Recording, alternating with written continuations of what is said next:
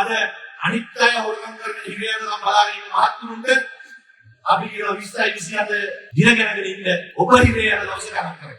දැන් අනිත් මිනිස්සුන්ට කොමිෂන් එකක් යවුවා ටෙන්ඩර් මගඩියක් කරා. එහෙමනේ තිබුණේ.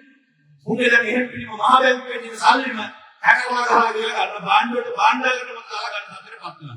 දැන් අපි දැක්කා ඊළඟට පාර්ලිමේන්තුවේ උඩ අර යුද්ධයත් කියලා ඊශ්‍රායලයේ දරුවෝ ලංකාවට ඩොලර් ටිකක් අතුරු දානවා. ඒවත් නැහැ.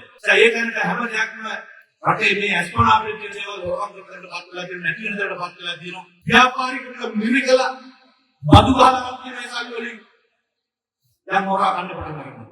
දැන් ටෙන්ඩර් ටූල්ස් විශ්ලේෂණය පටන් ගත්තාම ගල්ලඟුරු වංචාව නිසා ආර්ථික අර්බුදය ආරම්භ වෙලා තියෙන්නේ. මේ අද විදිහට හැම වේදනාවකටම පීඩනය ගල්ලඟුරු වංචාවක්.